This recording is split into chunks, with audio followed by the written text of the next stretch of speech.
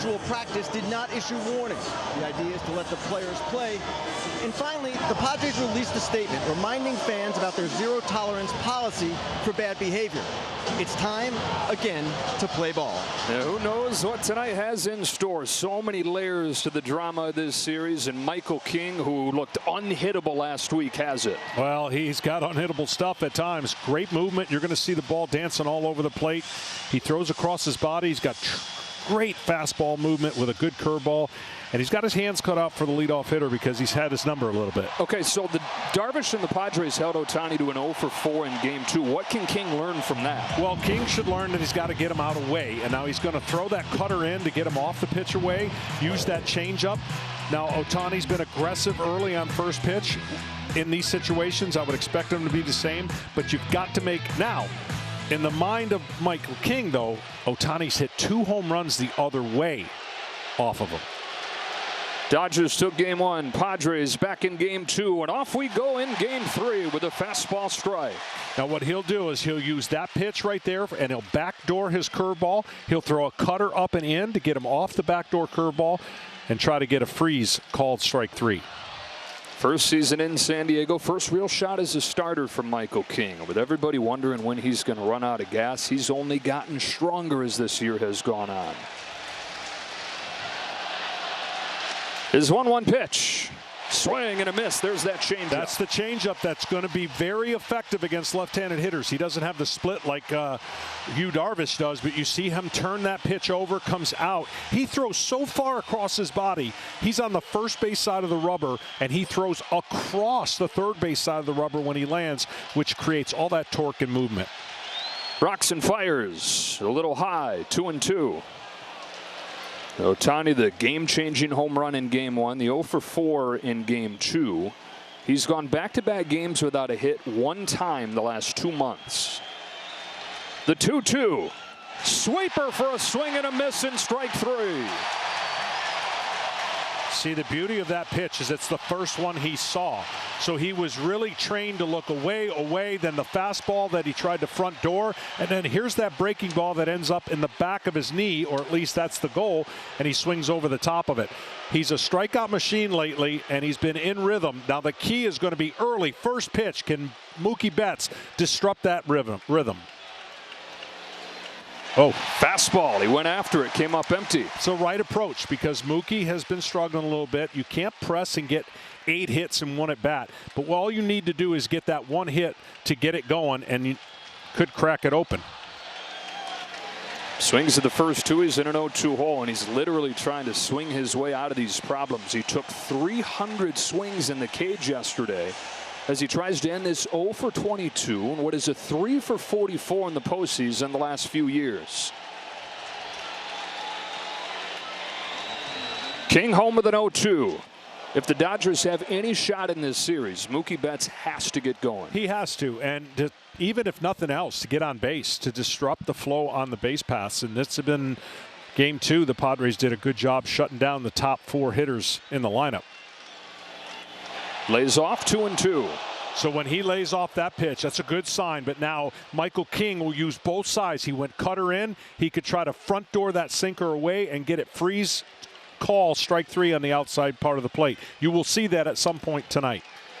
Here he comes. Try to get him to chase. Betts laid off and the count goes full. And Mookie Betts has homered against King twice this year. Dominated the Dodgers in a start back in May, 7 scoreless innings, but in his other 3 appearances, the Dodgers scored 11 runs in 13 innings. On 3-2, Mookie Betts hooks a fly ball down the left field line. Profar back, he's at the wall, in the same spot as last game, different result.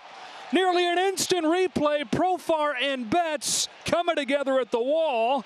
And now they're going to officially signal a home run. Oh, Betts was so filled with bad luck, he started walking off the field. Oh, my goodness. He figured that he got it again. We talked about before the game, if Betts can sit on a breaking ball, he would have the best chance to break loose. He laid off the breaking balls away and got the breaking ball in the middle of the plate.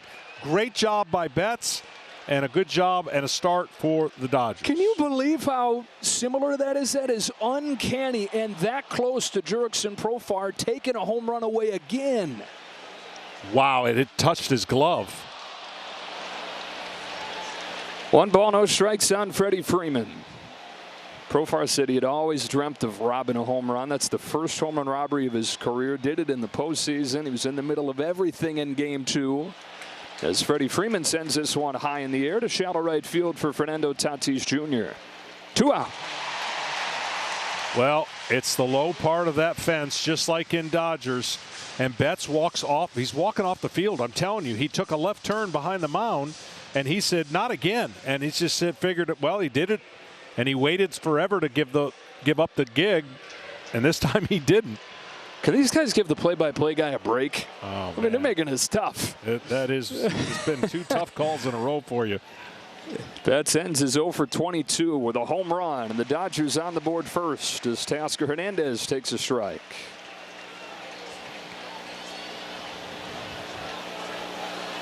He has gone inside on Teoscar in some of those at-bats to get him off of that pitch. Teoscar will swing a lot at sliders and breaking balls. And you're trying to get his power nullified because he's over 30-some home runs on the year, and you just want to get him to extend it away, and he won't hit it.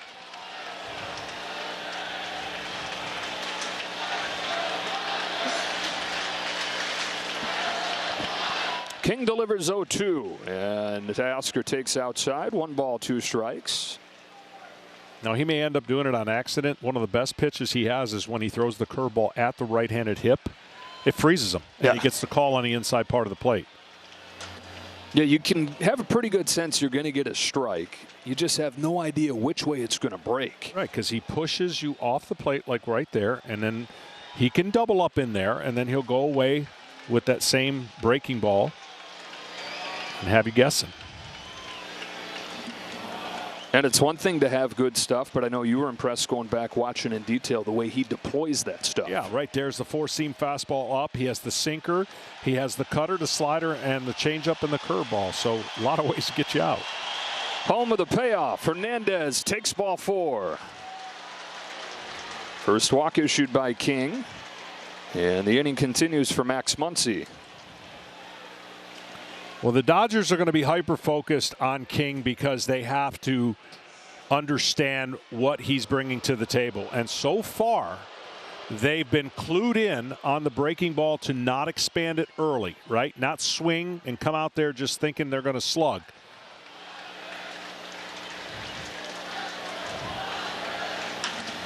Ground ball to first, a rise to the bag, and that'll do it for the Dodgers in the first inning.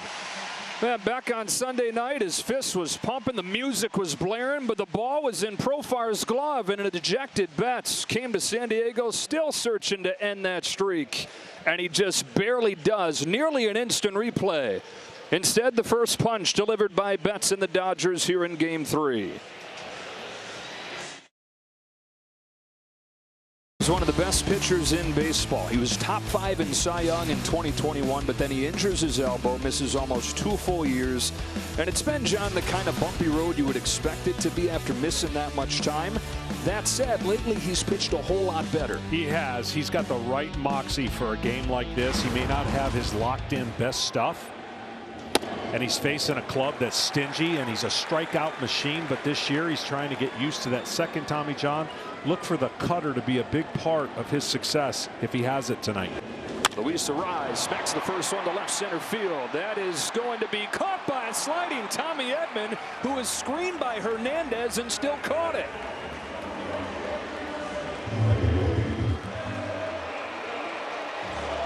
Well, we've seen some great defensive plays already in this series, and that right there is a man that's calling it the whole way, tracking it.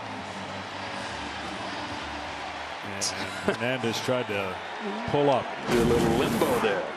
Fernando Tatis Jr. How in the world are you going after this guy right now? You've got to establish him. The first pitch, he pushes him away. And then you've got to have something off the plate like a slider that he could swing and miss. He is owning the strike zone right now. 2 home runs in game 2, 9 out of 14 in the postseason, and it just looks like a guy that has no holes. Anything that's middle third to in, he is crushing. You have to get it off the plate. Easier said than done. Right there, that's the pitch, and he'll give you that, right? He's going to swing at that, and then you can start eating inches off the plate if you're Walker Buehler. There's the cutter. And the curveball is a little bit easier to track for Tatis. The slider, because he wants to hit the fastball, is harder for anybody to track when you're on your game and you're on that line. He has homered against Buehler 4 times on this 3-1 pitch. Bounces it left side. Muncy charges and gloves. 2 out. Take a look at Fox Foresight, powered by Google Cloud, and it looks at Fernando Tatis, as dominant as he's been lately and what he's done against Walker Buehler with those 4 home runs lifetime. I can see why they have the percentage the way it is. He's been really, really good against the Dodgers, and the Dodgers are hoping to cool him off, because if they don't, this series may not head back to LA. Thanks to Google Cloud for powering those real-time insights. Jurickson Profar fouls off Buehler's first pitch. This guy was in the middle of it all in game 2. He had the home run robbery in the first inning. He had a bunt hit that was a key part of the rally. And then that emotional 7th inning, he was the first one targeted by the fans. And he said, and they all said, that of course they always enjoy winning, but something a little extra special, galvanized by the emotional stuff they went through in that game. Yeah, it was a little much. It was starting to get to a place where he didn't know how it was going to end. Profar has turned into a really good off-speed hitter. It's rare you see a guy with a much better average off-speed than versus the fastball. 2-1 from Buehler is a cutter inside. Ball 3.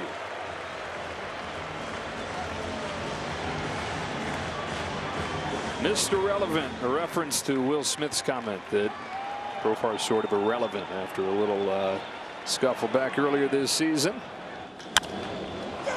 Pop up on the infield, and Walker Buehler back in the postseason, where he has always brought out his best. A 1-2-3 first inning, off and rolling in San Diego.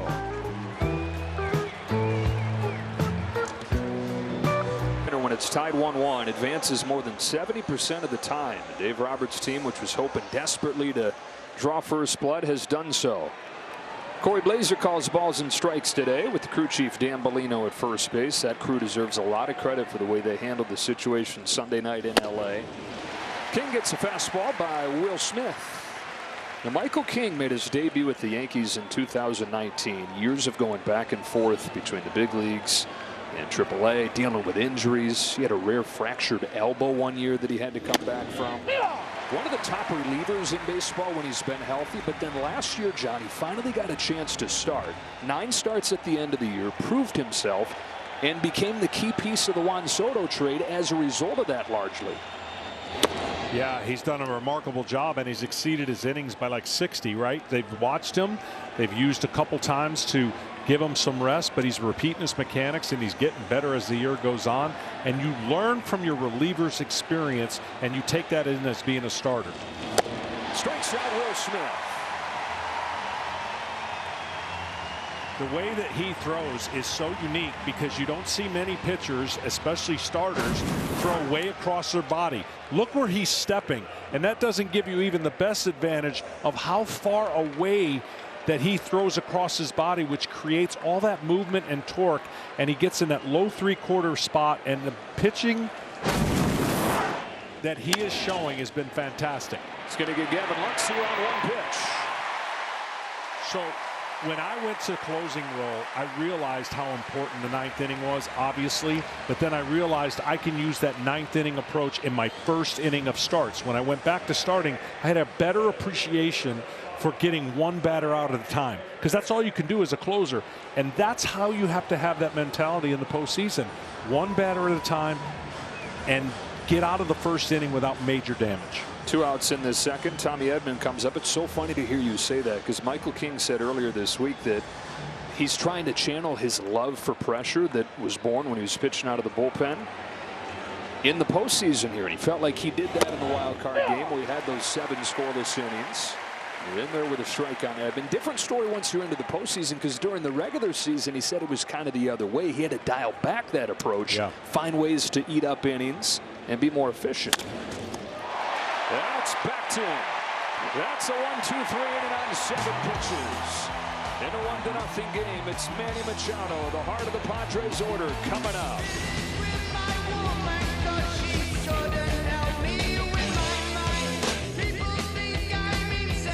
Pulled the team together in the dugout. His message was stay focused, and they followed that by icing the game. 6 runs over the final 2 innings. He leads off this second against Walker Buehler in this Petco Park crowd. 47,000. Making it hard to hear that pitch count. And a pitch clock violation to begin. That's the crowd making a tangible impact on the game. I know, but at some point, you got to use the sign. If you can't hear it, just put the finger down. It's not like that hard. And with that, it's 2-0. I still shake my head every time it happens. I really do. I just.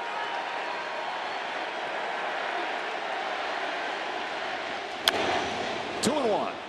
How you going after Manny Machado if you're Walker Buehler? Well, you can't get the ball up. I mean, you got to hit it way up. He's a good high ball hitter. You've got to do the same thing against Tatis, where you get him thinking away and swinging at that slider all over the top. Ground ball, base hit. So he does that a lot, and he's gotten a lot of singles against Buehler that way, where he has such great plate coverage. You have to get it either way inside or way off the plate, because you know Manny Machado wants to hit. Good job for Manny Machado hitting here on a cutter right down the middle.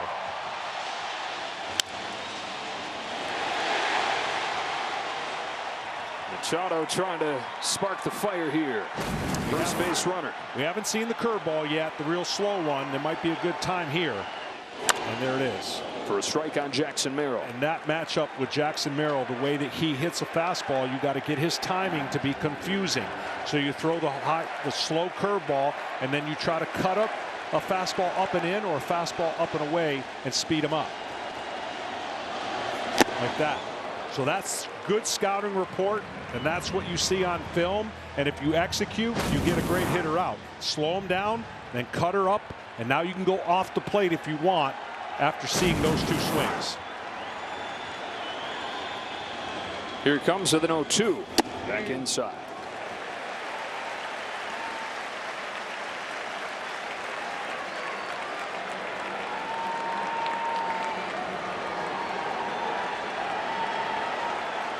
Machado off first. 1-2 comes home after a toss over and a close play, but he's in there safely. Jackson Merrill, 3 hits in game 2, including a 3-run home run. He has soared beyond any rookie references. He's simply been one of the best players on the field in the postseason. On this 1-2 pitch, it's another curve and a grounder to first. Backhand Freeman throws the ball into left center field. It may have ricocheted off of Machado, and the Padres are in business in the second. Yeah, that's exactly what happened. Freddie made a great play, but because he was on his knees, he couldn't get up to get the ball out of the throwing lane of where Machado was running. He wanted to get that second out, the out at second base. Watch this. On his knees, he doesn't have the ability to adjust, throws it right off the back, and there's really not much. Well, Machado then did step inside the baseline a little bit. Good base running for Manny Machado. Yeah. The Padres are at the corners with nobody out.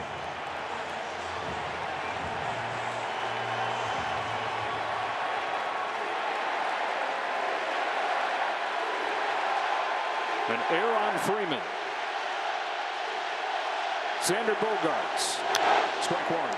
The problem that the Padres present to the other team is, in this situation, you're going to have a hard time getting out of this inning without a run, because they put the ball in play and they don't swing and miss. This is one of the best guys in the game at understanding when an RBI is out there, you've got to put it in play.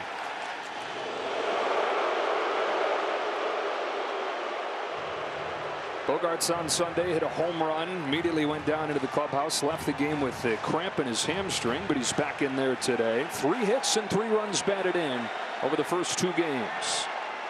A chance for more here. Bouncing ball towards the middle. Runner come in from third. Throw over to first, and they get none. Everybody's safe, and the game is tied.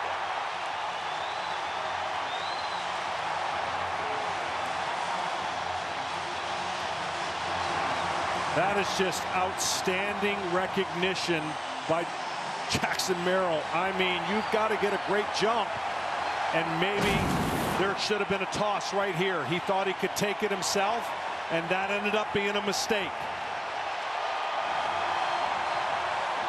That is 2 ground balls induced by Walker Buehler and no outs from him. The defense letting the Dodgers down here. Well, it's a good meeting at the mound right here, just to calm everybody down, especially when it gets chaotic in a hostile environment like San Diego.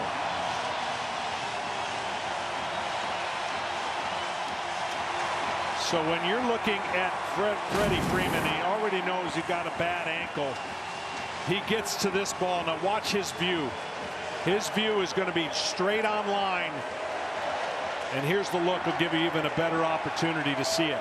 Machado gets in the throwing lane, and that is all it took to make the difference between getting an out and having a potentially big inning.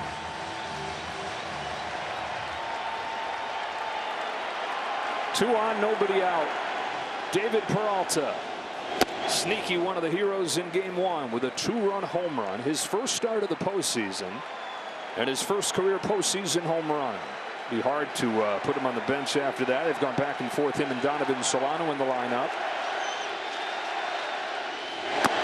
1 ball, 1 strike. He was putting on a show in batting practice. I didn't see too many people hitting, but I think he hit 1.5 in a row for homers. After the Padres tied a franchise record with 6 home runs in game 2. 1 ball and 2 strikes.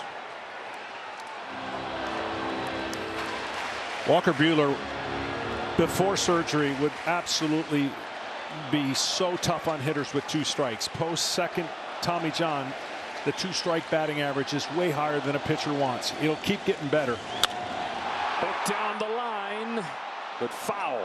But that's something that comes with comfortable with your stuff and knowing you got the put away stuff. He's been feeling for it. You said he's been pitching better lately, and that's really the only missing piece right now. When he gets to 2 strikes, how does he put the hitter away? Highest average against in the National League with 2 strikes. Ground ball down the line and a fair ball for Peralta. Padres have taken the lead. 1 run is in. Here comes another. Lux will hang on to it. A 2-run double from David Peralta. And the veteran role player has been so much more than that in this division series.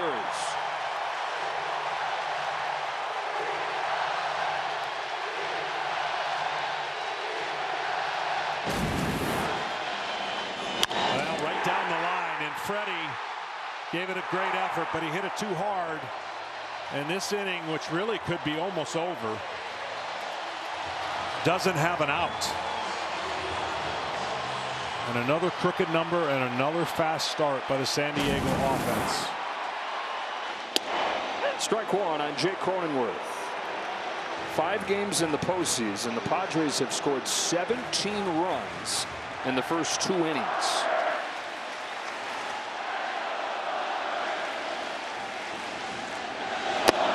Ooh, 0-2.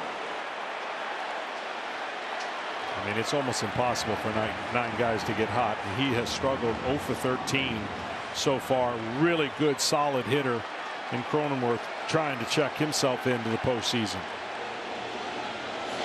Finds himself thinking back to 2 years ago where he had the same exact line that he's got right now. 0 for 13 with 6 strikeouts after the wild card round, and followed that by hitting .438 in the division series against the Dodgers. We're hoping to find the fix like he did then. On this 1-2 from Walker Buehler, Cronenworth punches a bouncing ball. Rojas will keep it in the infield, but the beat goes on. Still nobody out.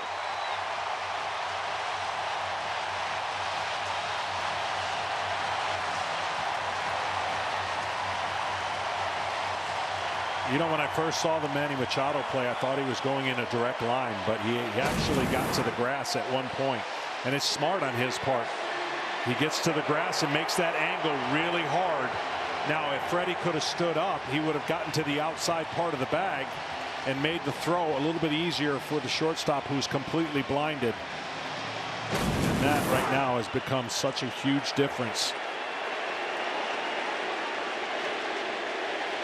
And the 2 strike counts. First and third, still nobody out, and a ball on Kyle Higashioka. After a career-high 17 home runs during the regular season, he's kept on doing it in October. 3 homers in 4 games.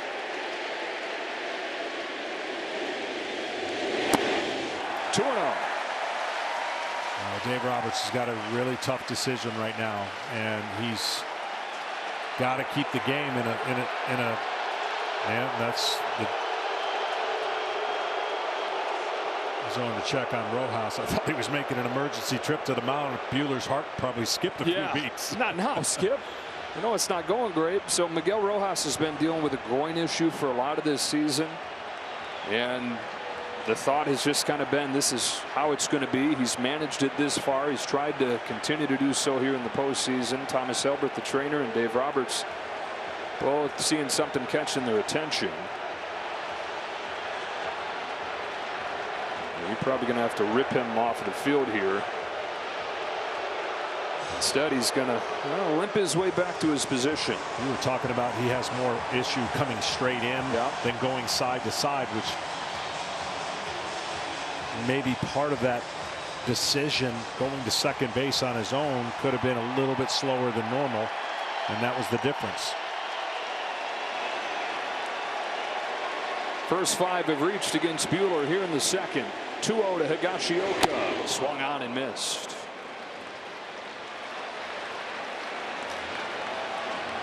Well, nobody's surprised this team can hit. They led all of baseball in hits, did the Padres. But couple that with they were hard to strike out. That is the best compliment to a team that has aspirations of winning it all. That formula usually bodes well when you combine the both, and you have a pitching staff that can eliminate by striking out more people than you strike out as an offense.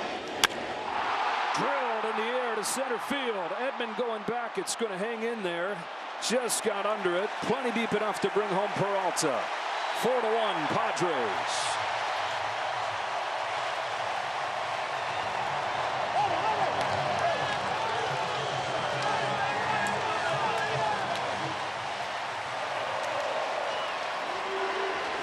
And it's that early inning San Diego offense amplified by doing it at home, bringing this place to life. 20 runs over the first 3 innings in this series.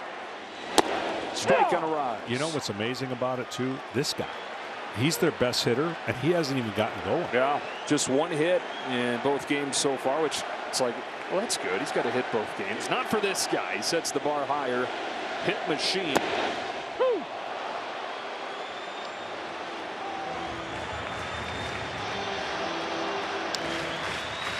Well, another guy he's gotten 0-2 has Buehler. That hasn't been a problem. Still no Ks. This is probably not the guy you're going to find one against. In all fairness, he's going to learn a lot from this year. It's not that fun to have 2 Tommy Johns, which Walker Buehler has. He's a dynamic pitcher, electric stuff, made for this moment. And this inning really isn't his fault. But it happens, right? And when you don't put away hitters, you put pressure on the defense. Rise gets to that ball and pops it up. On the left side of the infield, Rojas for out number 2. It's similar, not in the way this inning went, but the Braves had a scenario where there was 2 outs, nobody on against a great Max Fried, and the Padres got 6 hits in a row, and 4 of them were infield hits. They hit for the cycle in that inning, and this is the kind of offense that they can produce. And then the talk then was, man, what bad luck for Fried. But the other side of that is, no, that's what the Padres do. As Tatis sends a fly ball to the corner, Betts is over to give it a look, but out of room. You put the ball in play, things can happen. In this inning, they have.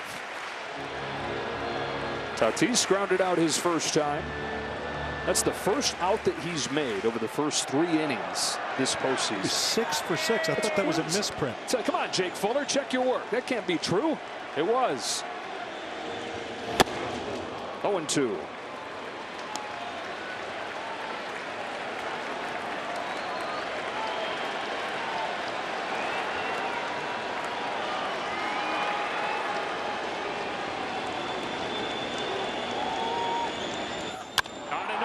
Pitch, a missile. Fernando Tatis Jr. Electric.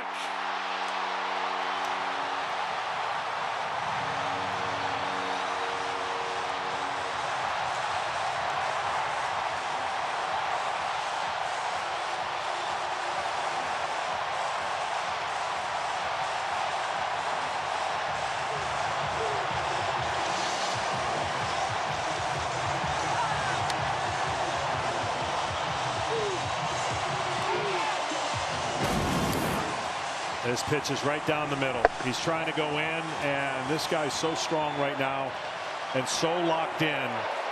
We talk about Shohei Ohtani and the great year he's had. This is the Padres version of Shohei Ohtani. Reminding the world how special he is. A strike on Jurickson Profar. Talent just bursting at the seams for Tatis. And seeing it in droves lately.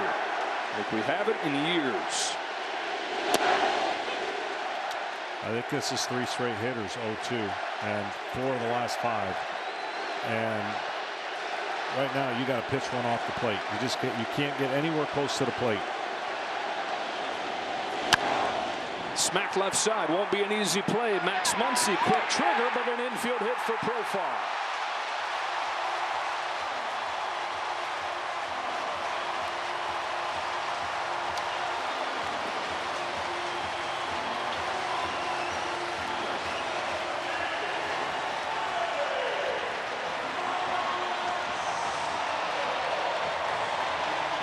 Well, the inning started with Manny Machado, and it'll continue with him here. Nobody warming in that Dodger bullpen, especially if this game continues to get out of balance like this. Dave Roberts not going to want to burn any more arms than he has to.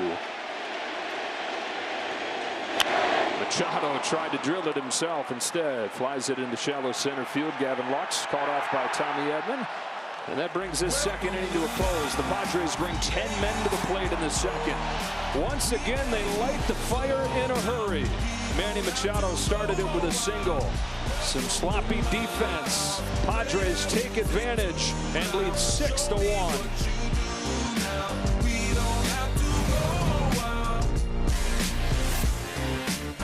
Inning unfold. You know what? It's just we gave him too many outs. We gave him 3 outs. I thought Walker swung the baseball well, but when you give it a very good offensive team extra outs, you know, big innings can happen. How do you deal with your pitching staff the rest of this game? How long do you stick with Walker?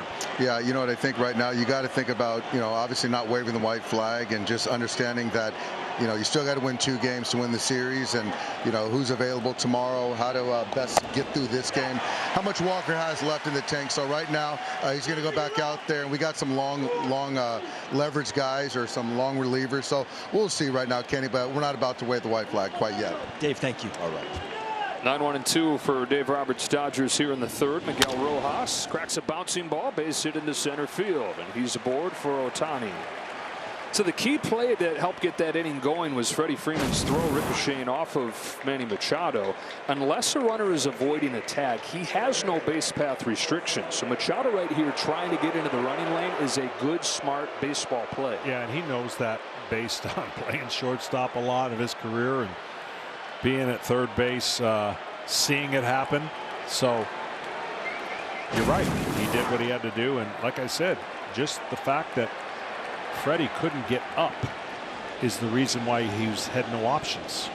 Outside and ball 1 on Shohei Ohtani, who struck out his first time. And after the 2 hits in game 1 is 0 for 5.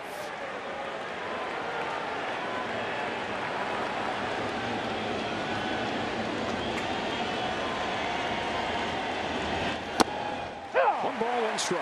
See, that's such a great pitch. Now, I know at home it looks like it's right down the middle, but where it starts is not down the middle. And the hitter thinks because he has that cutter in, he already established, here comes a cutter. Oh, no, it's a two-seamer. Too late. He can't do anything about it, and it's at the top of the zone. Breaks his bat on a base hit into left center field, and it's a couple soft hits to open this inning as the Dodgers try to answer back.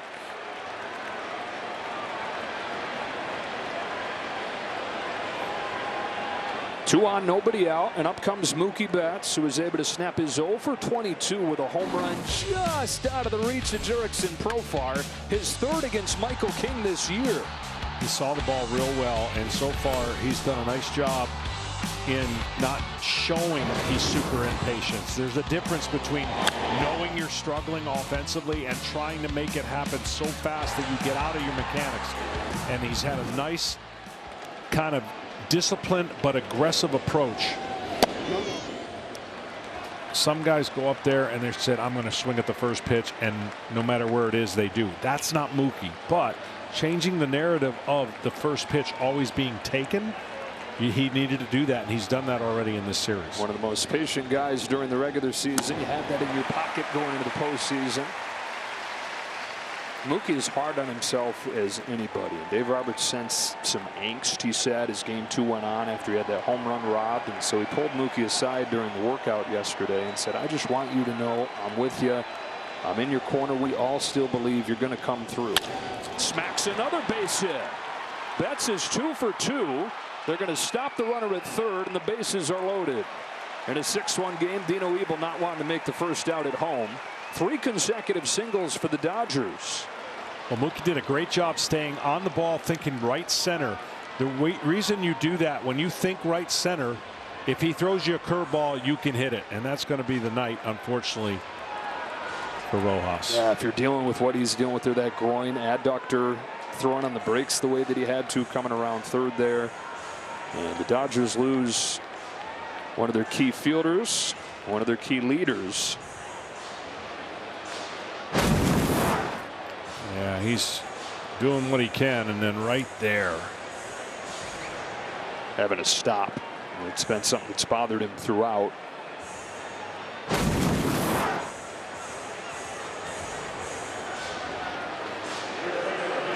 Pain of the injury and pain of having to come out of this. Andy Pages is going to pinch run in this Dodger lineup. Much maneuverability, moving parts where they can slide things around. Does that mean Mookie's going to go to short? Probably Tommy Edman. Edman can go to short. Yeah, Mookie stays in the there's outfield. A few ways they could go with it. Well, here, John, is a gotta-have-it opportunity for the Dodgers. Bases loaded, nobody out, down 6-1. Freddie Freeman takes ball 1. Yeah, Freddie's the right guy. Even though he's had maybe some mixed numbers against Michael King, he's the right guy for this situation to keep the train moving. Pokes one to left field. Profar comes on to grab it. Pages won't score. Throw to the plate was a good one. Pages was headed home and wasn't going to have a chance because of that. Well, Freddie just smokes this way too hard. He can't give the runner. The runner's got to react. And even if he reacts correctly, there's no way you're going to send him down 6-1. Now, 2 things. Teoscar Hernandez is going to try to hit this ball in the air, where Michael King is going to try to have something slow breaking to get a ground ball to short and try to work out of this inning. Good frame right there by Higashioka. Hernandez walked his first time. The Dodgers 0 for their last 6 with runners in scoring position. That's been one of the themes of the early exits. Just $180 the last 3 years in the division series. 0-2 on Hernandez. That was his chance right there. There's swing and miss in Teoscar. We already documented that. A lot of swing and miss, but a lot of power.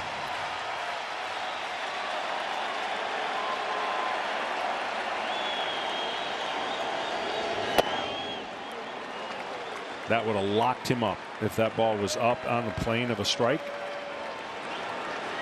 How about 97 from King? The guy that was supposed to wear down, way past his career high in innings pitched, pitching faster than ever.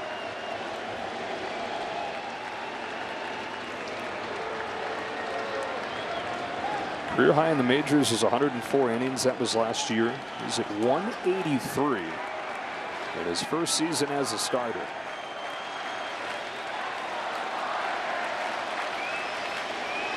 Bases loaded, one away in the third. The 1-2 pitch went right back to it, and a really good one. Yeah, he buried that sinker in, and Teoscar actually did a nice job fouling it off because he's looking out over the plate. And see how that late movement. Those guys hit the top of that ball and hit it on the ground.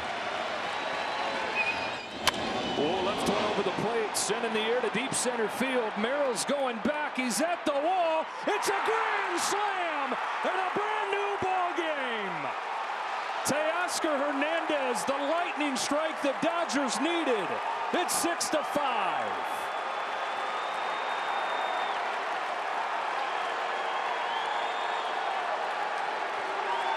Postseason baseball, the twists and the turns and the punches and counter punches. See, there's a lot of swing and miss in his bat, but if you leave one out over the plate, what did we say the power he has? A lot of power. This ball rolled into the strike zone, and being on a defensive two-strike, trying to get the ball in the air, well, he got it in the air, and nobody could catch this one. Everybody knows the importance of this game 3. That is potentially a season-saving swing from Teoscar Hernandez as Muncy looks at a ball. We've talked about it throughout this series. Teoscar Hernandez going into free agency wanted the postseason stage, wanted to go to a team where he knew he could play or have a chance to deep into October. And he has seized that chance. The game-winning hit on Saturday night. And another shot right here on a two-strike pitch. Grand slam to dead center field. Both homers on 2 strikes, and you're talking about the last 100 innings. He had only given up 4 home runs, period. 13 in his first 60 or 70, and he had been on a roll keeping the ball in the park. And now he's going to have to show some composure and try to hold this 1-run lead.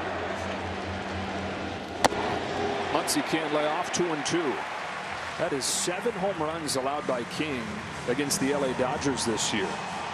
Muncy's got one of them.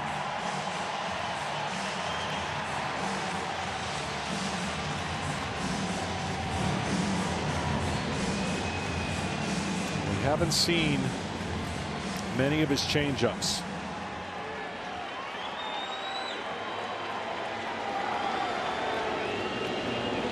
There it is right there. Third K for King, but another look at Teoscar Hernandez's grand slam. That ball was at the catcher's mask, and that blast has kept the Dodgers from changing the way they were going to approach the rest of this game to being right back in it.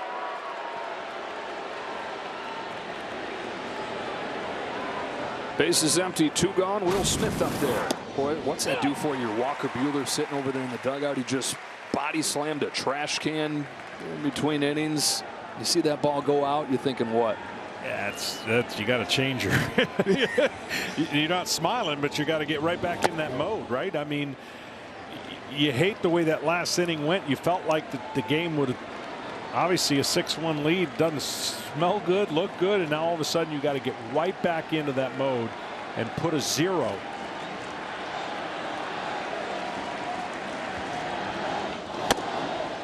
Two and 1 on Smith. Michael King has thrown 51 pitches through 2 2/3, and this has often been the case when he's faced the Dodgers, about 20 pitches per inning. Bouncing ball to Manny Machado. Low throw, but a pick by Arise. Boy, he's been great over there at first base defensively in this series. It's like a regular. But Walker Buehler dejected. He's thinking, what have I done? This game might be over. Teoscar says, hold on, buddy. Grand slam, 1-run game. What's going to happen next?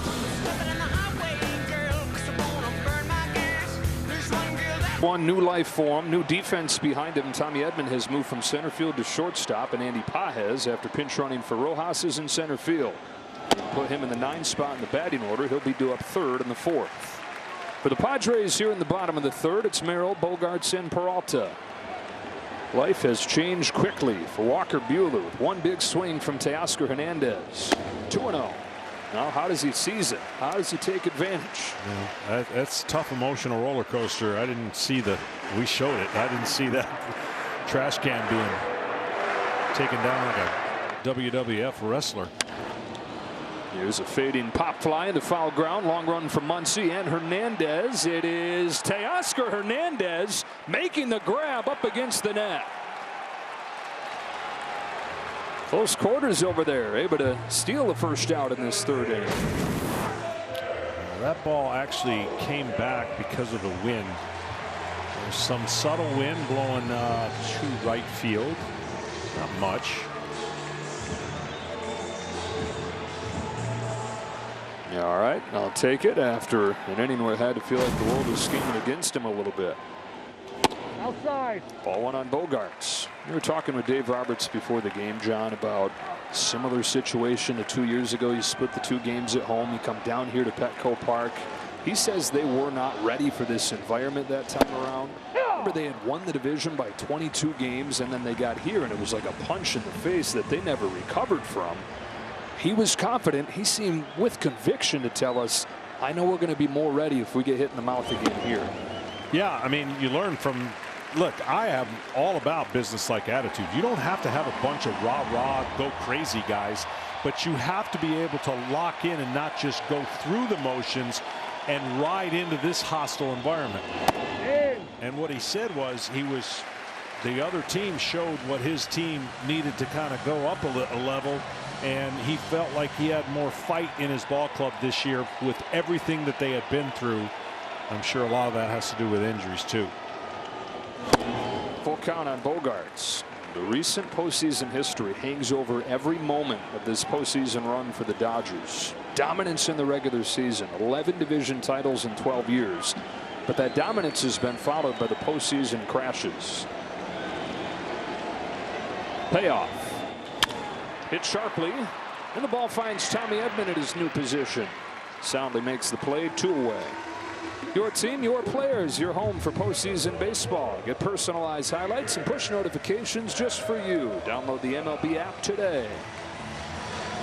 Well, how about David Peralta? A guy who you can make a movie about this guy's career, which started as a pitcher 20 years ago in the Cardinals organization, but he had shoulder surgery a couple times. Grounds this one up the middle. Edman's got it. They'll throw him out.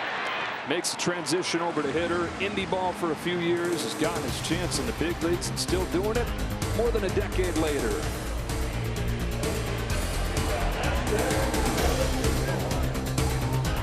Series on FS1 presented by Booking.com, and what a ball game this has been. It's kind of what you've come to expect when these two teams get together. Padres scored 6 runs in the 2nd, but a grand slam from Teoscar Hernandez in the 3rd as the Dodgers back to within 1. It's Gavin Lux to lead off. Strike 1 from Michael King. Well, King's got to fill up the strike zone a little bit more. Only 32 out of 52 have been strikes. He's a strike thrower, and he gets ahead, and then he can put you away.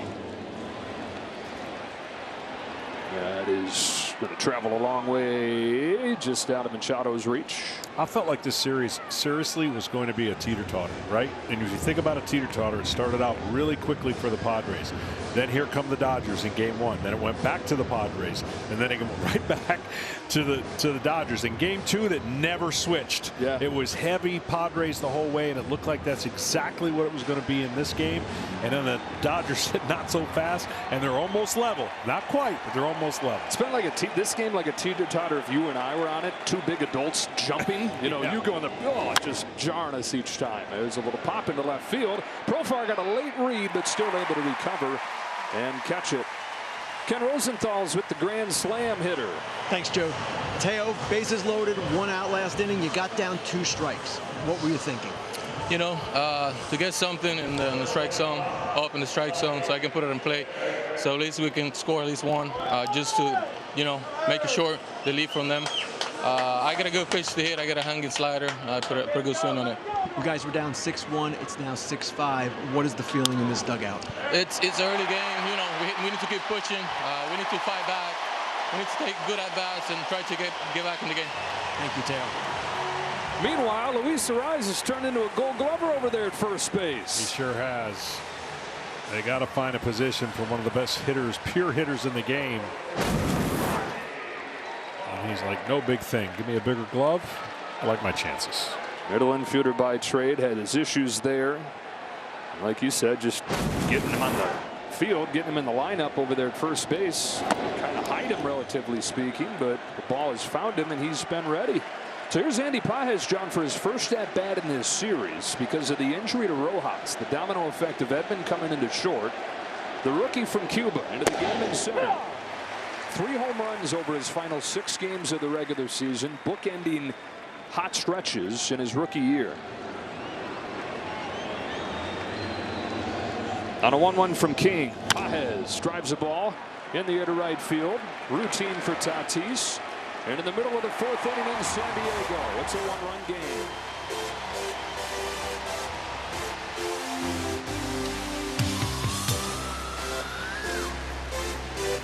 .5G network, and what a scene it is here at Petco Park. That's out beyond the wall in Gallagher Square, where they've opened up a little more capacity. Set a record with 47,000 during the wild card round, and you wouldn't be surprised if they broke that here.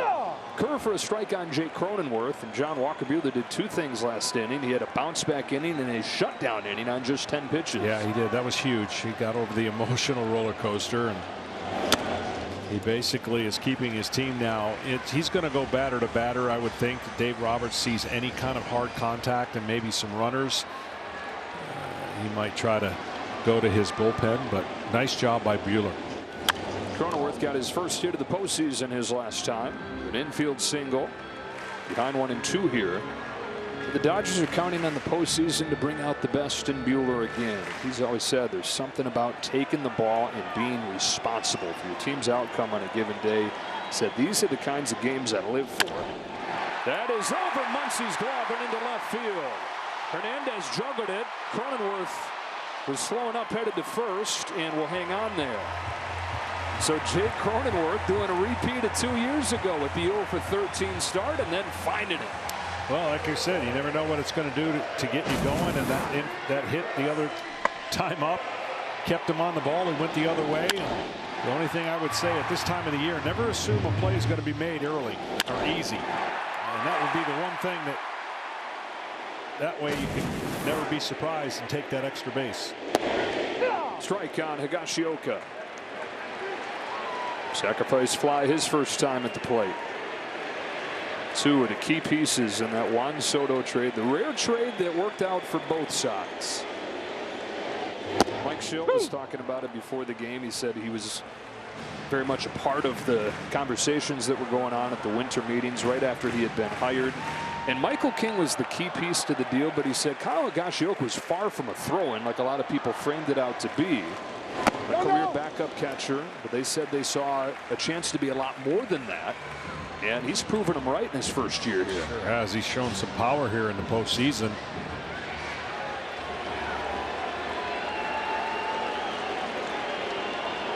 Buehler's home with a 1-2. Able to get his bat on that. Tommy Edman will let it drop. Go to second. And get the lead man. So they trade base runners here. You get the slower catcher instead of Jake Cronenworth. So not only did they get the battery from tonight's game, but they got Drew Thorpe, who they flipped over to the White Sox to get Dylan Cease. Of course, Juan Soto has been everything the Yankees could have dreamt of. Rarely do you find a deal where both sides are like, yeah, we'd probably do it again. Top of the order, Arraez, strike.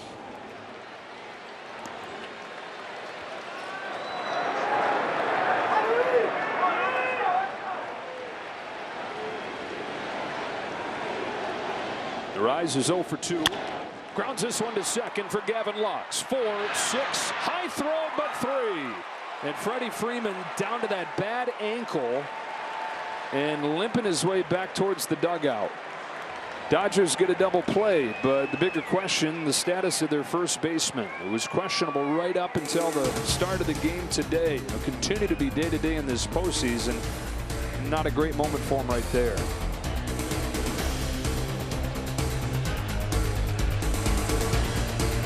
And no hesitation, get the batting gloves and the helmet to go up there to hit. Well, first thing he'll probably tell you is there's plenty of rest when the season's over. Yeah, you just don't want it to be over yet. Ohtani leads off in a one-run game and swings and misses at a first pitch changeup from Michael King. He's gone 1 for 2 against King today. Struck out in the first inning, broke his bat on a base hit in the third. In a star-studded, tension-filled series, this is the main attraction up there is the tying run. And the top of the 5th of a critical game 3.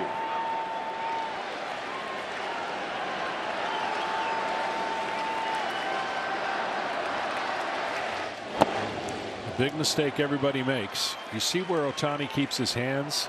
You think there's a hole under there. You think you can go in. There's not a lot of pitchers that can go in there consistently, and then he gets those big old hands across the plate. Boom. See, that's the pitch right there that everyone tries to go to. And then all you got to do is make a mistake, and that's why Ohtani is going to win the MVP.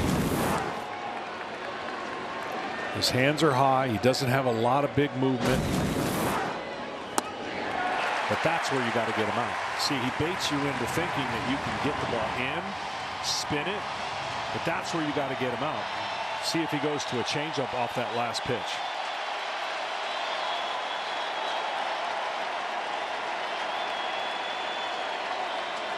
Two. Yeah, he did.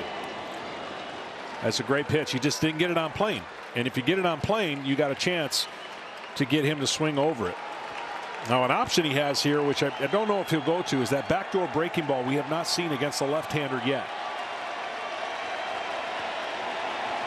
Tying run at the plate in the 5th. Ohtani waits on it, sends it in the air, deep center field, Merrill to the edge of the track. He's got just enough room. Boy, Ohtani was ready for it. That was a great pitch. Backdoor after seeing a pitch fade away. He went backdoor breaking ball, and this is why this dude is a stud. Because most people might have given up on that. He did not. Well, you touched on it at the start of the game, John. 2 of his 3 home runs against King have looked like that the other way. Yeah. He almost got another. Instead, it stays 6-5, and Mookie Betts came into the game 3 of his last 44 in the postseason. He's 2 for 2 today.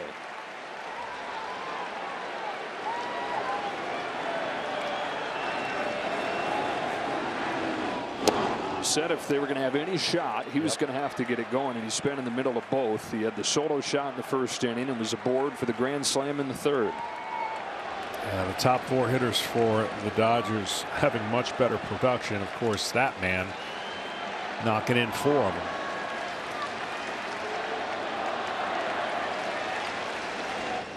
You got to block out the noise. It's so hard. People don't understand. Mookie Betts has gone 3 for 38 in the regular season. Not a lot, but they don't come to his locker every single day and ask him why he went 0 for 3. Pop up here. See if Higasioka's got room. Not quite. And the postseason's about blocking out the noise. You got to be able to understand you're talented, you're great, and sometimes timing doesn't work, and you can't press it.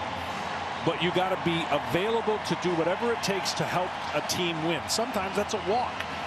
But that narrative grows the longer you're not contributing at the rate you did in the regular season.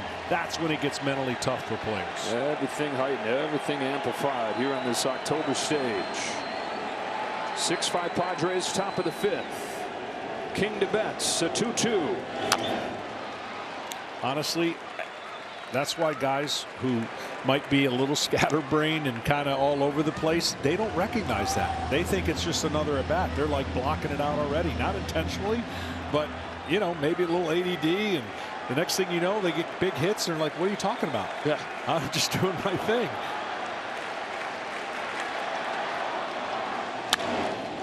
Hit sharply, backhand stab by Bogart, skips a throw over in time to get Betts. Takes a hit away from his old Boston buddy. What a great play. I like when shortstops short hop the ball when they've got a long throw rather than trying to get it there in the air. You got a perfectly manicured field, and As long as it doesn't bounce 3 times, your first baseman knows right away how to respond to it. It's the short in-between hop that's no fun for a first baseman. Bogarts, who just moved back over there to short a few weeks ago, with Ha-Sung Kim out, position he's played his whole career. Looked like it right there. Max Muncy said the other day, Freddie Freeman's going to pretty much have to be dead to not be out there. That ankle certainly is dead, but he keeps on going.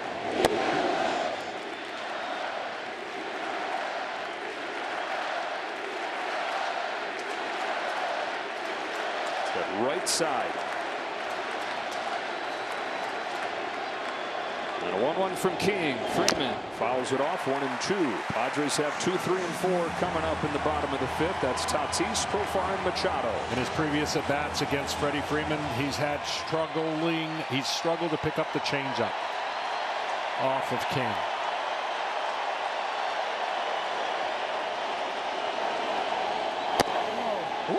What a pitch. Wow, that was a great pitch. Looks like that ball came back over the plate and caught that part of the box, but tries again. 2-2. Full count. Teoscar Hernandez on deck. Still waiting on that changeup you were talking about. He's not thrown as many as he has in previous outings. On a payoff pitch. Freeman lifts it to left field. Easy play for Jurickson Profar. Halfway home in San Diego. Padres up 6-5.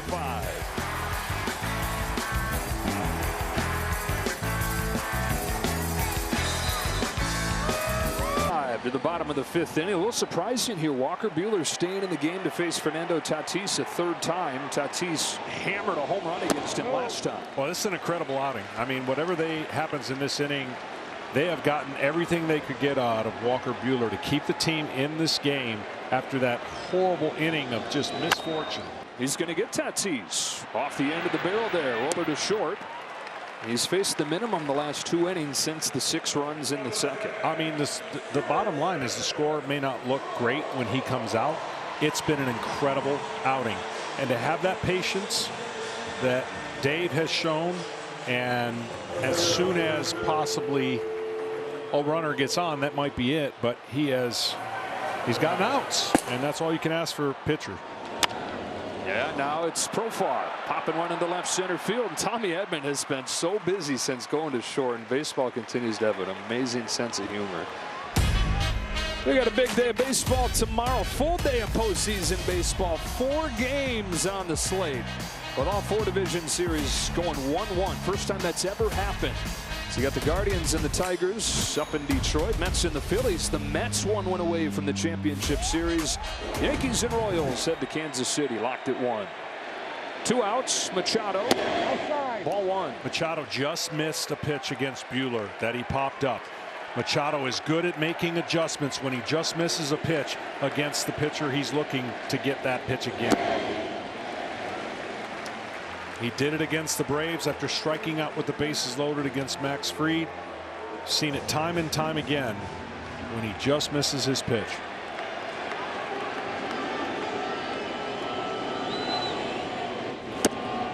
Two and 1. Little nod out there to Buehler, saying nice pitch.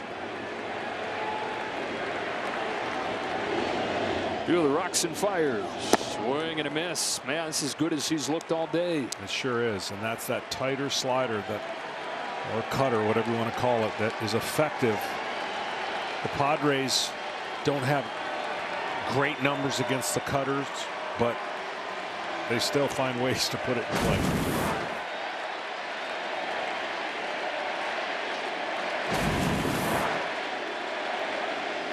Buehler fires a 2-2. There he goes, finding a way to put it and playing a base hit. Buehler made another good pitch, but Machado was able to get to it. And one of the best bad ball hitters in the league has his 2nd hit. And the biggest part of that is he can track the slower pitch than he can the harder one. And he's so long. And watch how much plate coverage he has. See how he just throws the bat out? If that pitch is the slider he just swung and didn't recognize, he doesn't hit that. But the softer one he can get to, And again, this has been just a great outing that I'm sure Walker Buehler will be frustrated with. But at the end of the day, he has done everything that he could do to keep his team in it. You're going to look and see the line, 6 runs on 7 hits, and say, what a disaster. But it was the one inning with some things that went against him. And the fact that he's able to come back from that. And how about this? He's going to stay in the game. That might be the first time all year Dave Roberts has gone out to visit a starter and not removed him. So he stays on to face Merrill. And a quick word from Capital One. There's no crying in baseball. Or with the Capital One Venture Card, because it lets you earn unlimited double miles on every purchase every day. Let's play ball. Bobby Cox gives you that chance. What's that do for you? Well, it gives you a lot of confidence, but you got to get the guy out, right? And so he's got a tough hitter in Jackson Merrill at the plate. Strike one with a curve. Normally you don't survive 5 2-strike hits. You just don't. And he has survived it. That was the 5th 2-strike hit by the Padres. It's out of their 7 total. 0-1 pitch. Almost hit him. In fact, it did. No, it didn't. Machado's into scoring position, though, on the wild pitch from Buehler.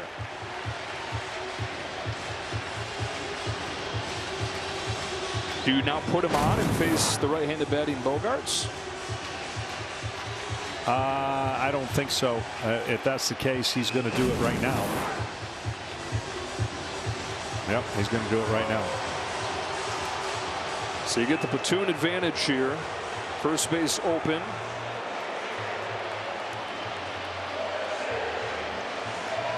And Bogarts coming up. Xander Bogaerts, 3 hits, 3 runs batted in the 2 games in Los Angeles.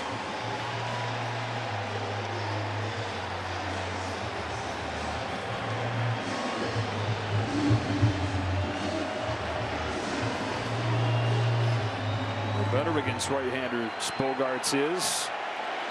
Dave Roberts sticking with Walker Buehler, trying to get through 5. Got the call. Generous outside corner from Corey Blazer. Padres are the least aggressive on first pitches. They don't swing a lot. 2 on, 2 out. To short, and Edman. Throw to second. In time. Oh, that was close. Padres going to say, ooh, baby. But they are going to say play on, and Walker Buehler's through 5.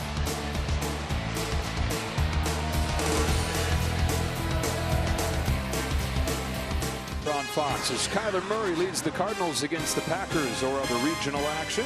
Then in America's Game of the Week, Jared Goff and the Lions. Goff coming off that perfect performance the other night. Takes on Dak and the Cowboys. Check for the games in your area. Walker Buehler, much different scene down in that dugout than the trash can slamming second inning. Able to get through 5. Teoscar Hernandez, whose grand slam has the Dodgers within 1. It's a new pitcher for the Padres, Jeremiah Estrada. This is where they get nasty. I mean, it's one of the unique split changeups. The way he holds it, I can't even fathom throwing a pitch between the 3rd and 4th finger, but it's nasty. He faced Teoscar Hernandez in game 1, gave up a base hit to him. And Hernandez gave the Dodgers the win in that spot. It was a blown save tagged on Estrada. He's in his first season in San Diego, let go by the Cubs, and you can understand why the Cubs did that. He did not pitch well for him. As you so often see, a relief pitcher goes to a new team, finds something to unlock, and changes a guy's career. His 0-2 pitch. Upstairs, check swing, 1 and 2.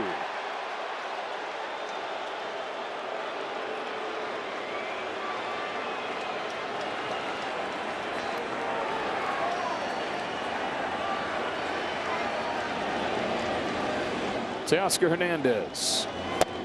Take strike 3. There's the splitter. It's not your prototypical one. I'm telling you, that is so unique in the way that he throws it. It comes out soft, but still tumbles. Look at that. That is just It's almost like a two-seam sinker. I don't know who taught him it, but it's pretty good. And the key for him, going from a 6 ERA last year to a sub-3 this year. Max Muncy takes ball one, and we go down to Ken Rosenthal. Well, guys, that last inning was a remarkable show of faith by Dave Roberts and Walker Buehler. Dave Roberts has been questioned time and again for his pitching decisions in October, but he stuck with Buehler for Tatis, who had hit a home run off him earlier, and then after the mound visit for the left-handed hitting Jackson Merrill. Obviously, it worked out with Bogarts grounding into the force. But again, Roberts has faced such scrutiny, and here he has a bullpen game potentially tomorrow. He's got a game here he has to win, and he got the October Buehler in that inning. And his team stays within one. Max Muncy swings and fouls it into the glove, 2-1. It's kind of like an umpire, though, where you don't talk about the manager until something goes wrong. Dave Roberts should have been talked about on Saturday night as well. The way he managed the bullpen there, 6 relievers, 6 scoreless innings. But again, this time of year, it's only when things go wrong that you tend to talk about the manager. Yeah, and you know, you've heard me say this a million times. It's like the more pieces you have to use, the more things that can go wrong. When you got a guy in rhythm, and you got a guy that's out there throwing enough pitches and not having it being tattooed all over the ballpark, it works. And I know we've seen isolated situations where 6 relievers come in and pitch 6-1 innings and they dominate, but there's also situations where one guy comes in, doesn't have it, and the game's over. So can't have it both ways in this game.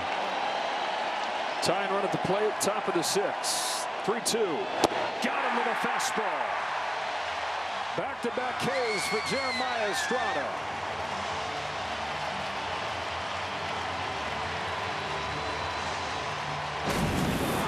Well, it's just rearing back and throwing a 4-seamer by Max Muncy. You don't do that too often.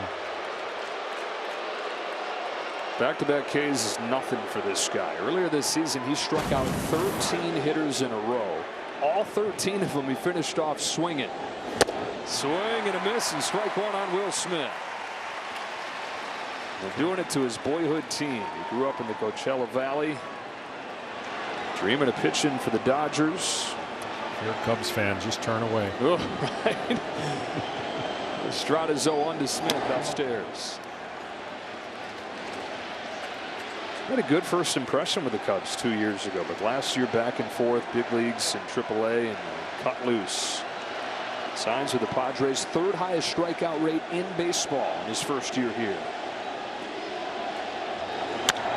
Ground ball to short. Xander Bogaerts is there. Bullpen goes to work and goes 1-2-3. The Dodgers and the Padres in this cauldron that is Petco Park. And this series, this rivalry turned all the way up.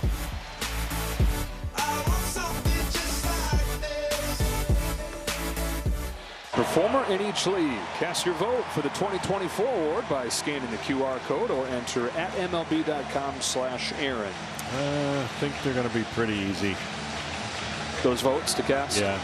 Yeah.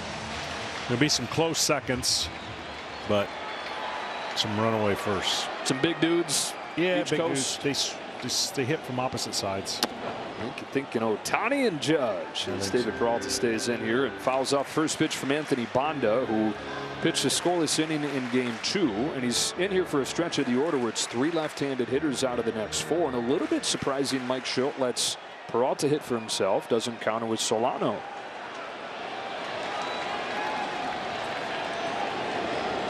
Peralta just 4 for 20 against left-handers this year. Situation where Schilt is playing a hunch, playing the hot hand over going by the book. Peralta, after his home run in game 2, has a 2-run double today. That, and maybe if the game gets late, the highest leverage pitchers for the Dodgers are right-handed, so. No swing. We've got Kopech and Trinan. Evan Phillips, all righties. Daniel Hudson as well.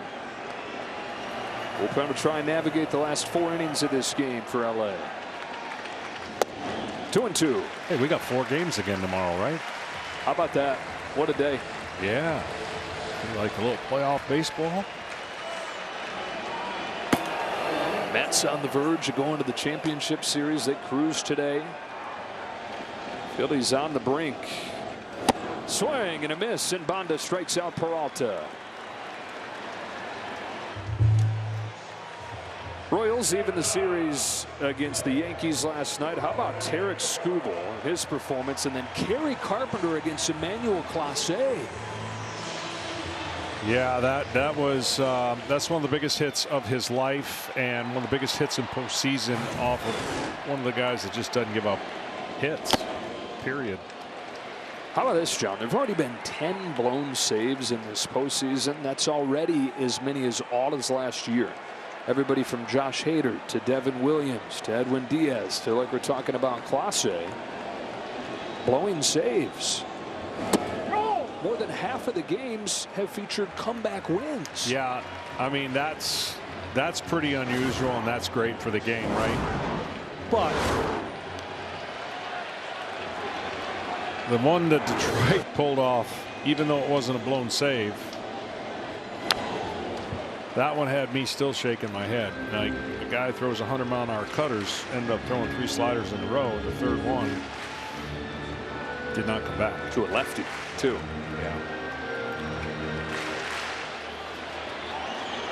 Again, not to beat this drum to death, we have all the hot and cold zones. We have every area of every hitter on how to attack them and get them out. And sometimes that emphasis is too much. Breaking ball and back-to-back Ks for Banda. First strikeout of the game was last batter, and now back-to-back strikeouts for a bullpen that's going to take over, and we may see a few more strikeouts because of how filthy these bullpens are. Cronenworth retired for the first time today. Now Higashioka. Sacrifice fly his first time. Flies this one off the end of the bat to center field. And Anthony Banda with a 1-2-3 6th. Into the late innings we go in a 1-run game.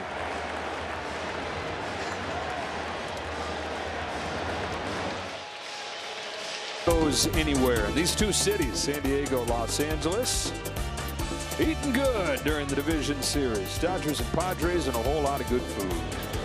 Jason Adams on to pitch the top of the 7th for San Diego. It's the bottom of the order for the Dodgers. This guy's filthy. You wonder if this is Mike Shildt trying to avoid giving him the same run of hitters that he gave him earlier in this series when he faced the top of the order. Yeah, might very well be, but either way, this guy in the trade is just added to a great bullpen. Gavin Lux leads off, jumps on the first pitch, smacks it on a hop to Jake Cronenworth. 1 pitch, 1 out, Jason Adams. And all of a sudden we're getting quick outs or clean innings from chaos to nail-biting time. And they don't want to mess around against this reliever and get deep in the count. He's got that invisible changeup. He's got the invisible breaking ball. And oh, by the way, he can rush it up there. He short arms it. They don't see it very well. 6-5 game, top of the 7th. 6-run second for the Padres. 4-run third for the Dodgers on a Hernandez grand slam. Ball on Tommy Edman. Since that grand slam, 12 in a row retired by King and then Estrada and now Adam.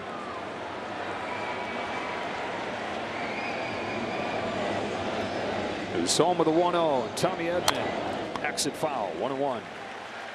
At the deadline, starting pitching was a huge question. They didn't at that point have Joe Musgrove or Yu Darvish. They didn't know if they were going to get either one of them back. And so A.J. Preller went really hard after the bullpen. He said it's name of the game's getting 27 outs. Let's just come at it from the other direction.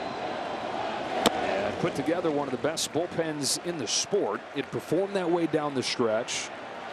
And it is a terror to think about for opposing teams this time of year. Listen, when they got him and Scott, you can even say Hoying. I mean, they just fortified a part of their club that became such an advantage and edge that you play a shorter game. You have to take the lead by the 6th or 7th inning, and if you don't, your chances. We're in a sport of percentages and predictabilities and all these different things. Well, that factors into what makes the Padres so tough. A.J. Preller always wheeling and dealing, fine-tuning this roster. His best work yet. 2-2. Chopper. Arise. 2 out. Right at the end of spring training, they got Dylan Cease, and then the trade for Luis Arise. The perfect move for everything they were doing offensively. They go and get the guy that headlines that kind of approach. All the bullpen pieces they bring in at the trade deadline. And then Martin Perez, who's been much better than anybody anticipated, may find himself starting game 4 with Musgrove out.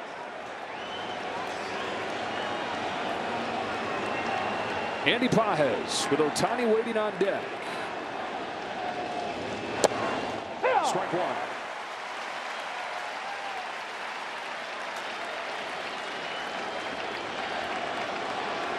1. Rookie off of the bench today.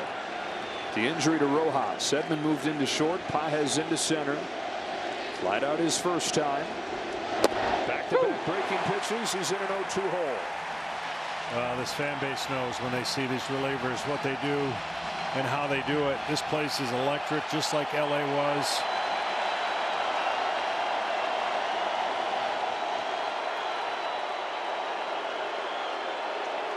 Hope you got the right sound system on your TV to appreciate how loud this is. And sorry if your speakers blow. Yeah.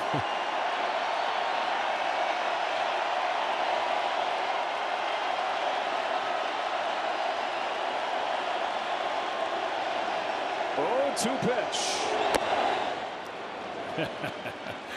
Little juiced up. Yeah, that old crowd they don't do this in the regular season. There's no way that everyone stands on a 2-strike count for a pitcher. They do now.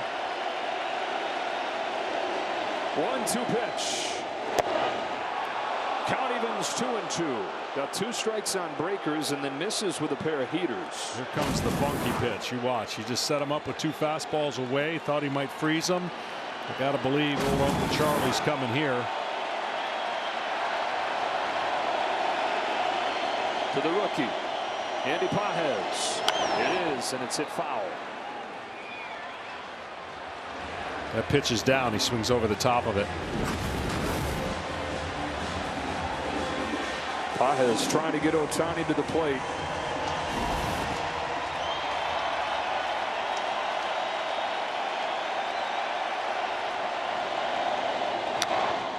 It back.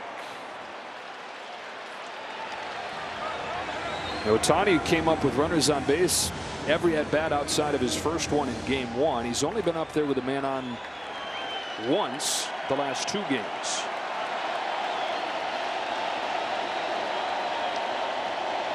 Another 2-2. Just got a piece, and he's showing him everything. Yeah, that was a changeup right there. He can go right back to the breaking ball. I usually don't like breaking balls after changeups because you've slowed the hitter down. But that one was coming into him, and this one will be going away from him if he chooses to go down that path.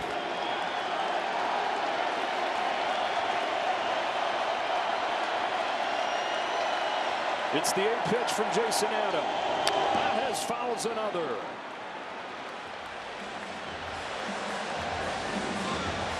That one starts looking for me as a pitcher, when you see all those pitches, when you start seeing some of those fastballs getting more straight back, the hitter's getting closer to timing your fastball.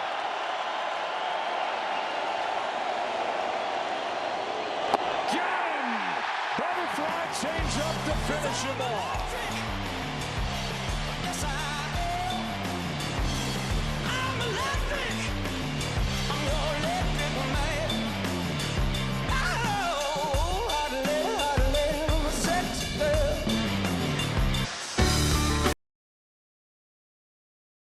Dodgers and Padres in the division series. Dodgers took game 1, and then game 2 on Sunday. The Padres showed off all the reasons why. They've been the best team in baseball for 3 months. Fire this rivalry burning bright as it heads here to San Diego for the 3rd game, and a series that for so long lacked any punch has turned into a bad-blooded rivalry. Back and forth in tonight's game. Betts had the home run to begin it. Padres explode for 6 in the 2nd. Teoscar Hernandez with a grand slam. All that was early. Nothing but 0 since, and 6-5 in the bottom of the 7th. How about more tomorrow? How about all 4 series playing tomorrow?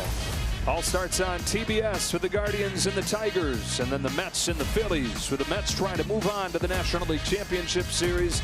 7 o'clock Eastern, back on TBS, Yankees and Royals. And then we play game 4 here. Starting pitching matchup not official yet. You figure that it's probably going to be Martin Perez on one side, Landon Knack playing a role on the other. So the Mets are 1 win away from moving on. The Tigers and Guardians 1-1 as they go up to Detroit. Tigers continue to be one of the big surprises in baseball. And the Royals, even in the series 1-1, taking it back to Kansas City like that. What a postseason this has been, man. Yeah, we felt it before it started because there's so much. Really, all the teams are competitive. There's not really a clear favorite. The National League, we knew this was kind of going to go this way. Some really good teams. Good chance this is one hitter for Bonda. Run 1, 2, 3 in the 6. Lefty Arise here. Hudson's ready to go.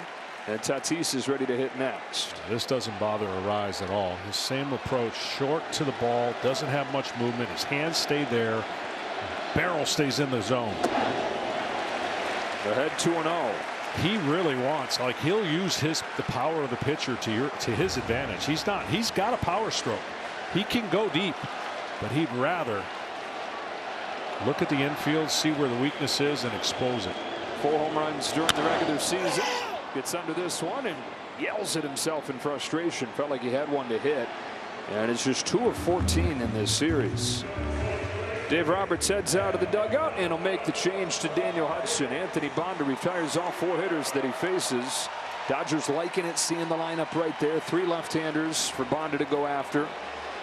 And now Hudson's going to get the teeth of this lineup. Tatis, who has been unstoppable in this postseason, be the man in the box for Hudson when you come back.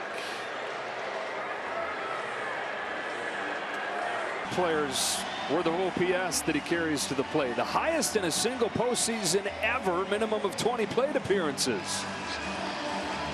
And it's Daniel Hudson that has the pleasure of trying to get him out here. Should see some sliders out of Hudson. Loves that pitch. That's what he does at the first pitch and misses. Tatis, after hitting the first and the last of the record 6 home runs in game 2, had a 2-run shot in the second inning tonight. 22 home runs in 67 games in his career against LA. Reaches out, sends this one to deep center field. Paez says that he's got it and does, and he just got that off of the sweet spot. Walker Buehler did not get it off of the sweet spot in that second. No, this was right down the middle, and he knew it. The umpire knew it. And there's what you need to know. 102 off the bat and almost 400 feet.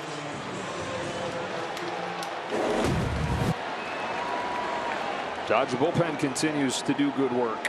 They've retired all 6 that they've faced. Jurickson Profar, bases empty, 2 gone, bottom of the 7th. Jumps on the first one, bangs it foul. Top of the order coming up, John, for the Dodgers in the 8th. Yep, this is a big inning for them to get that 0. 133 average against that slider. To say he likes it is understatement.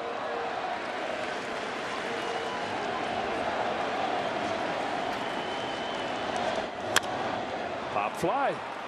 Daniel Hudson has faced 4 hitters in this series and retired them all. To the 8th inning we go. Shohei Ohtani to lead things off in a 1-run game. Betts and Freeman to follow. Tanner Scott's ready for the Padres.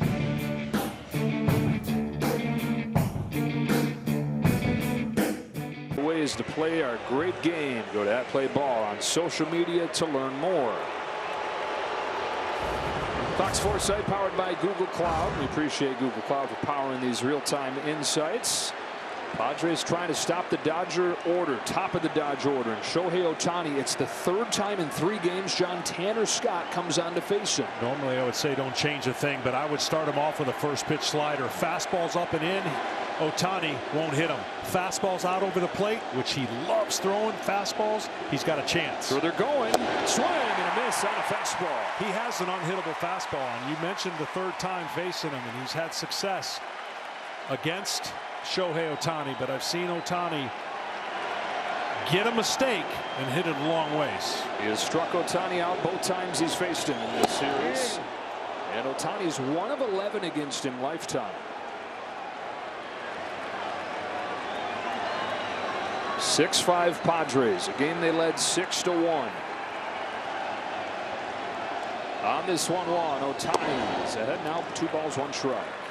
Rushing it just a little bit. This guy for the Marlins turned a lot of heads, and he became tradable. The Padres went out and got him. And there's times he can just put number 1 down, and not many guys are going to do much with it. That one over the plate there. Yeah, he's trying to get the ball up, and that's usually where he throws it. And it just beats every hitter to the barrel of the bat. The ball out over the plate and down. Ohtani has a chance.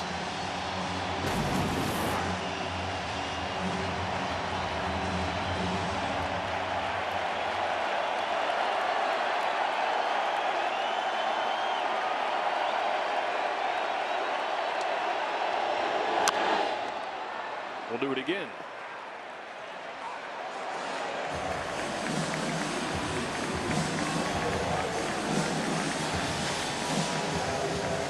Four fastballs out of the 5 pitches. 2 balls and 2 strikes on Shohei Ohtani in the postseason for the first time. Got him with a slider on the corner. Locked him up, 1 gone.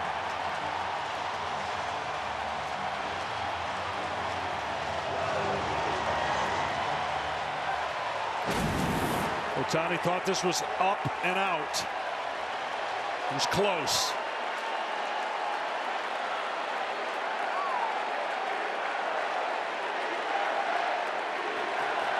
Mookie Betts has been uber aggressive in this postseason. Stays that way. Drives the ball in the air to center, but just missed it. 2 up and 2 down for Tanner Scott.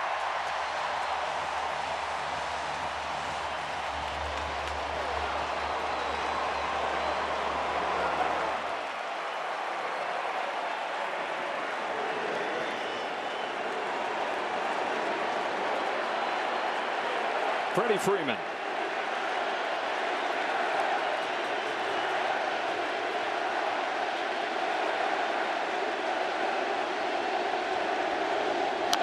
Strike 1.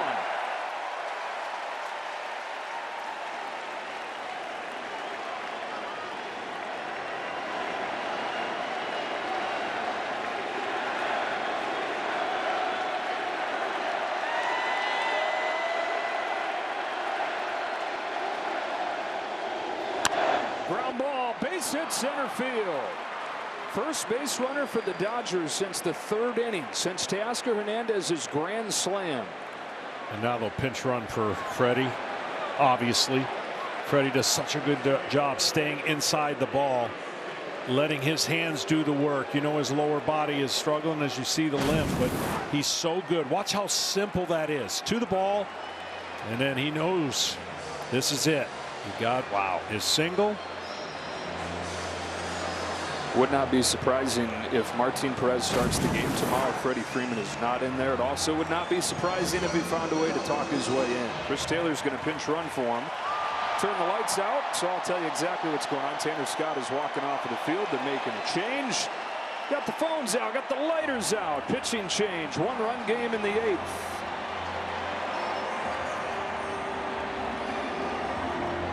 Over Michigan, Washington takes on Iowa. All starts at 10 a.m. with big noon kickoff live from Provo ahead of the Arizona BYU game, and then Washington, Iowa at noon, only on Fox. He's been lurking off stage, a wild card, a potential pivot point based on which version of Robert Suarez shows up. 3rd in the National League with 36 saves, but struggled down the stretch. Looking for 4 outs. Tying run at first base in the form of Chris Taylor. And the grand slam hitter, Teoscar Hernandez, at the plate. Fastballs can reach 100 miles an hour.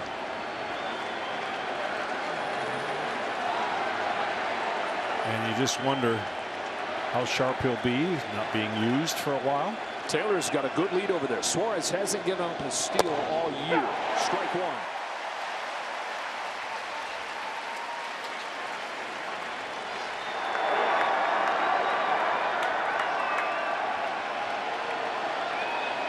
Pinch running for Freddie Freeman.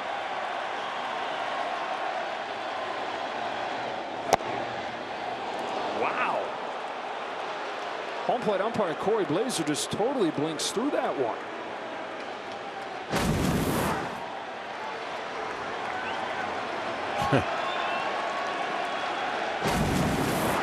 So 1 ball, 1 strike on Hernandez. Ball 2.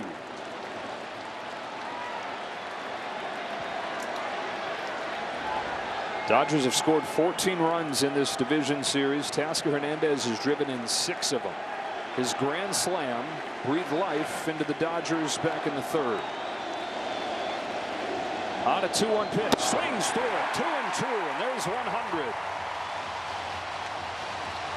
And here's the crowd again. Well, Taylor has what I would consider a one-way lead, which is a big lead, but I wonder if 2 strikes. Probably not going, because you got the game-winning RBI at the plate if he hits a home run, or the lead. Not going, and a pop fly. A rise sends this game to the bottom of the 8th.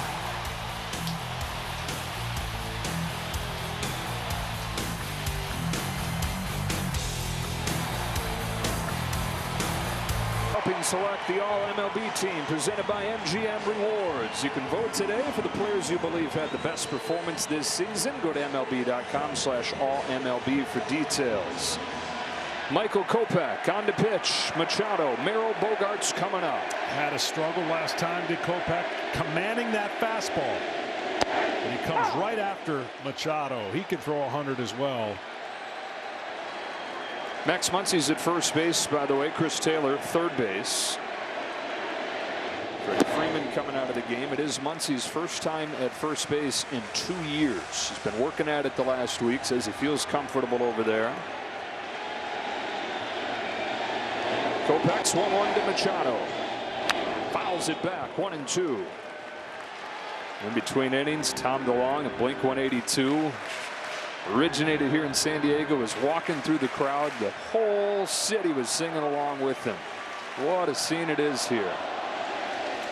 On a 1-2, Machado takes outside. There's been a party for a long time in the Gaslamp Quarter down here. And Padres games are kind of, hey, let's go do that while we're going to go there and party. But this is the main attraction these days, the center of the party, Petco Park.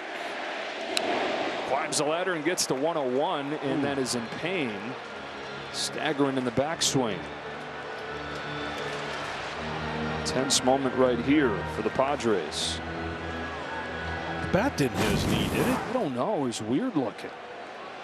There's the swing. No, just knee kind of buckled. Knee issues really early on in his career. He's been able to manage and has really had no issues with them for the last decade.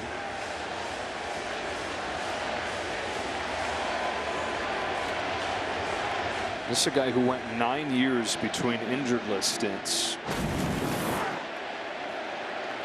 And his identity has been as much about his durability, his reliability, as it has his production. You better believe if there's any shot he can keep going, he will. That cannot be a comfortable feeling for a hitter when you have to hit with your legs and you're facing 100 miles an hour and something obviously gets you out of rhythm and it doesn't feel right. And how can you really know until you go let it rip? Yeah, it's just not a good feeling.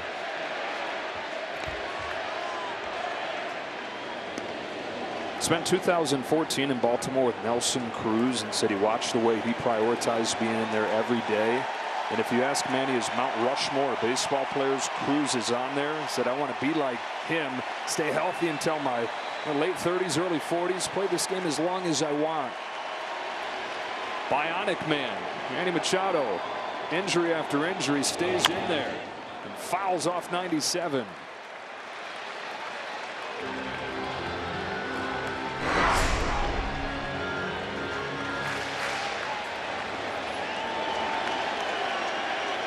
Six-5 game, bottom of the 8th. Series tied at a game apiece. For the Dodgers in the 9th inning. 5, 6, and 7 coming up. That's Muncy, Smith, and Lux. As Robert Suarez will look for a 4-out save.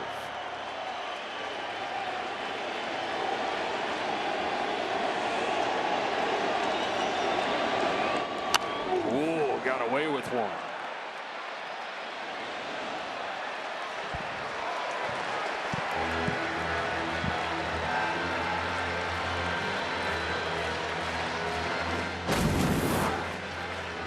That one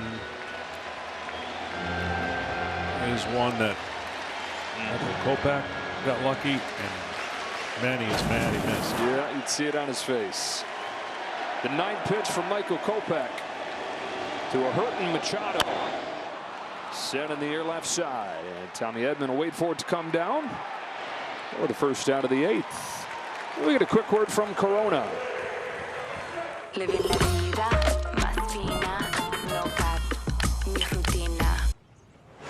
So at 11 runs over the first 3 innings of this game. These teams are 3 for 27 since.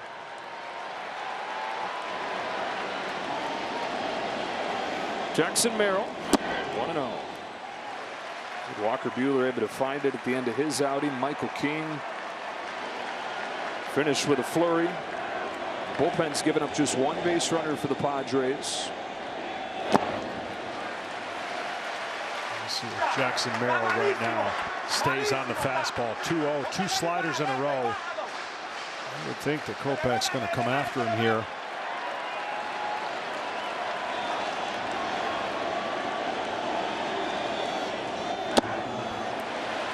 Ball 3. See if the rookie has the green light. What say you, Joe? I think so, huh? I think he's earned it. I think he's earned it. Yeah.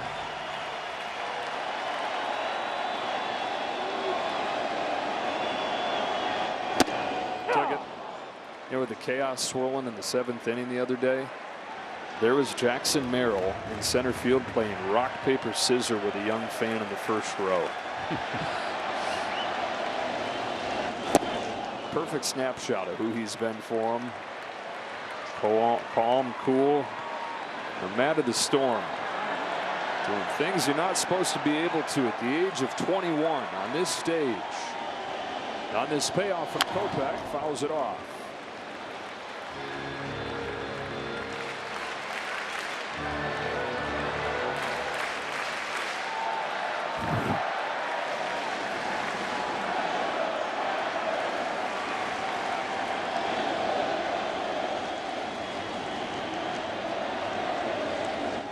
Got a fastball by him. 2 up and 2 down in the 8th for Kopech.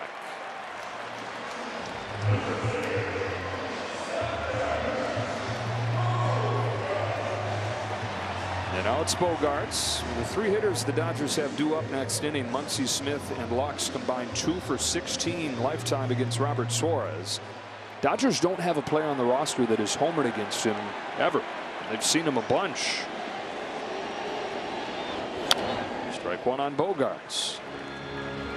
Still a ways away from the top of the order in Shohei Ohtani. He's 6 batters away. And if Suarez has to worry about Ohtani, he's got bigger problems than that. Working on what's it look like, that left calf. 0-2.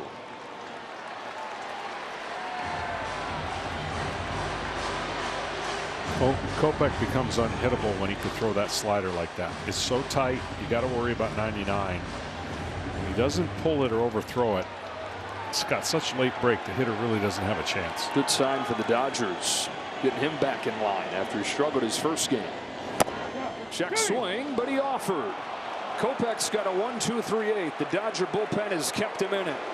Fasten those seatbelts to the 9th inning. Muncy, Smith, and Lux coming up against Suarez in a 6-5 game.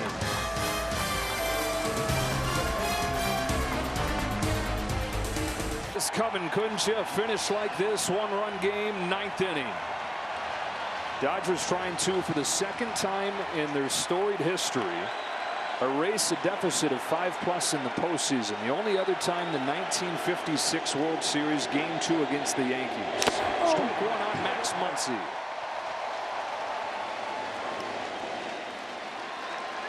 Robert Suarez, 7 saves this season in more than 1 inning. First appearance in a week. Mike Schultz said he wasn't concerned about any kind of rust. The 0-1 pitch. Ball 1 strike. He is a cool customer. He doesn't show any emotion. Doesn't look like he's throwing 100. but it comes out at 100.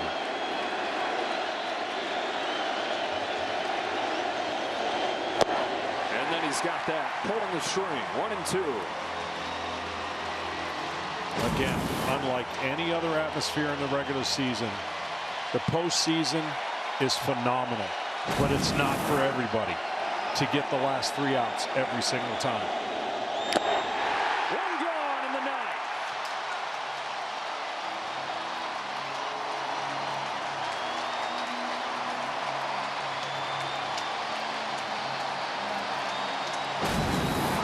You ride the emotion of your crowd, and you just hope that doesn't elevate your fastball out of the zone.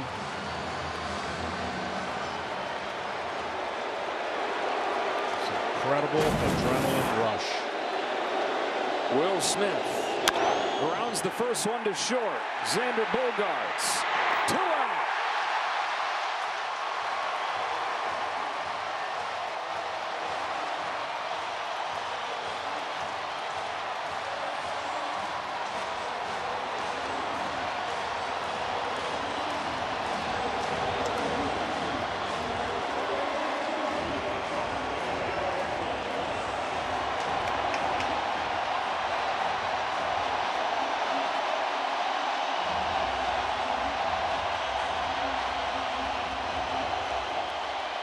Gavin Lux, last hope for the Dodgers in Game 3. 1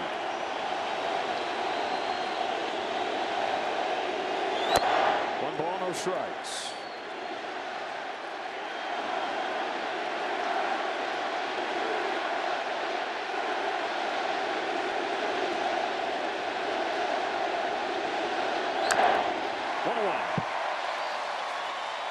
You got to trust the process as a hitter. It's not fun facing this guy, but if you've got a big swing, you're not going to really catch up to it unless he hangs a changeup. You got to trust your hands because it's coming in there in 0.1 seconds to make a decision as a hitter. Fastball unhittable. 1 ball and 2 strikes. The bigger the swing, the better it is for Suarez.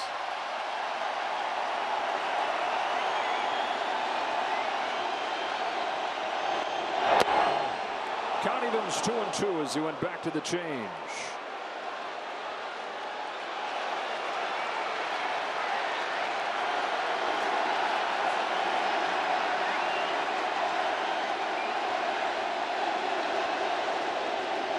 Two-two pitch. Check swing foul. But see, even that check swing would have gone in the gap. That's what I'm saying. Like, you don't need a big swing. Easier said than done. When you're training your whole season for a particular type swing, it may not work against every pitcher, but it's not like you can just change it overnight. Another 2-2. And Lux has worked the count full. Tommy Edman waits on deck. Padres a strike away from taking control of this series. The payoff pitch. Game! Padres take Game 3.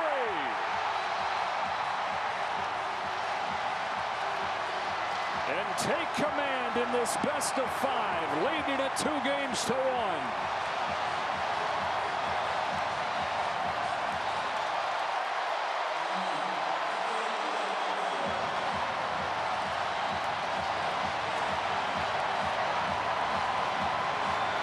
And if you think it was loud tonight, wait till tomorrow. The Dodgers bats are going to have to take them out. 6 runs for the Padres in the 2nd inning. That is all they would need. Dodgers got the one big swing from Teoscar Hernandez with a grand slam in the 3rd. They'd have just 1 base runner after that. And it's followed the same pattern as 2 years ago. Dodgers take Game 1 at Dodger Stadium. Padres answer with a win in Game 2 in LA. They've brought it here to San Diego, and they'll try to continue that blueprint. Trying to topple the Dodgers for the 2nd time in 3 years in the division series. Then it was Suarez, 0 rust. Yeah, I'll say. And it was the Dodgers fight that got this game into being really an incredible finish. 6-1 to 6-5, and that's where it ended. Yeah, all the scoring coming first 3 innings.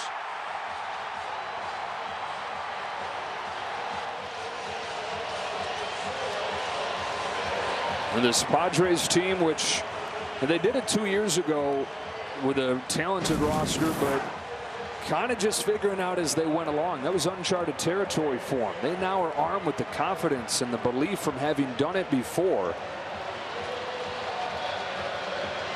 And they are buoyed by this crowd of 47,000 rabid Padres fans. And Fernando Tatis Jr. is with us down on the field. And Fernando, I know you've played in some great atmospheres in this park before. How did tonight compare? It's just amazing. It's amazing. It's a beautiful time to be here.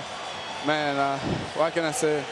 There's still a lot of work to do, but this is one step at a time. Definitely one step at a time. We're having to read lips there. We might have lost him. We hear him? They lost me. Okay. You heard him on TV. I didn't hear him right here. I'm glad you heard him. That's the main thing. What do you got for him? Well, Fernando, I've never seen anybody more locked in the first at bats. What is your secret sauce? I mean, what happened? You were 6 for 6 and you made an out. Just coming out the game, man, with a foot in the pedal. I mean, we're going since first pitch of the game and we're showing up. I mean, that's the energy that we need. That was the energy that we have been putting on, man, and that's the right way to start playoff games. Now, what would it take? What would it mean to get the job done in front of your home fans tomorrow night? It would be beautiful. That's what we're here for, and definitely going to try to do it for them out here. Well, Fernando, we appreciate your time. Best of luck moving forward, and congratulations on a Game 3 win. Thank you, guys. Have a good one. All right, so the Padres lead the series 2-1 as Tatis hits a 2-run shot as part of that 6-run second inning. That capped off the 6 runs. Winds up being the difference in this game. What a game, what a series. Game 4 will be tomorrow night. We get you to Kevin Burkhardt, Derek Jeter, Alex Rodriguez, Big Papi, and Dontrell Willis for more coverage.